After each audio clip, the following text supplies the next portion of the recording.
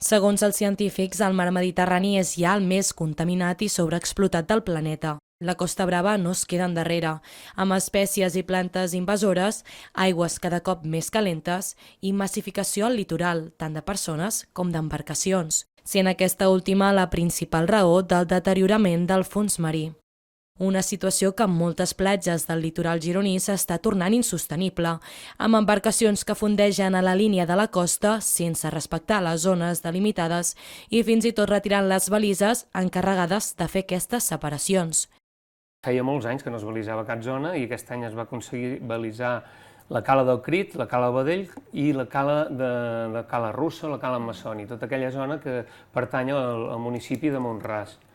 Malauradament hi ha tornat a haver-hi oposició i una minoria que no se sap qui ha sigut, els van arrencar la cala de Badell 2 vegades i en aquest cas l'administració no ha estat capaç de plantar cara en aquesta situació i segueixen sense balisar.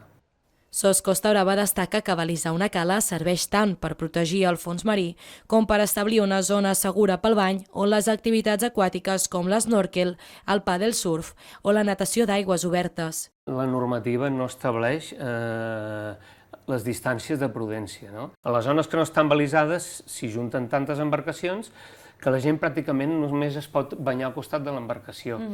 Com passa una barca, està passant a 1 metro de la gent. Si hi hagués una normativa que mantingués una distància de 40-50 metres, evidentment ja no hi hauria ni barques allà, perquè hi hauria la gent banyant-se i les barques haurien d'estar fora. La normativa pensem que està obsoleta. El litoral gironí gaudeix, tot i que en menor quantitat que fa uns anys, d'increïbles praderies de fanerògames que necessiten ser protegides. Una demanda de SOS Costa Brava que no es respecta a conseqüència de la massificació d'embarcacions que s'està notant especialment aquest estiu. Aquí, tot aquest arc que fa la badia, penseu, hi ha un prat de fanerògames molt important. En el mig hi havia la Cimonodea nodosa, que pràcticament ha desaparegut, per desgràcia, però encara queda la Posidònia oceànica, que es veuen aquestes imatges, i van anar a gravar, perquè sembla que les denúncies i les imatges aèries no serveix de res, si no ens fiquem a sota aigua sembla que la realitat és una altra. Està protegida, aquesta espècie, les fanerògames. De fet, està prohibit fondejar a sobre, però la normativa està feta d'una manera que no es pot sancionar ni res. Unes sancions que només poden arribar d'una manera, establint normatives efectives i posant en marxa una cartografia que assenyali els prats de fanerògames per evitar-hi el fondeig.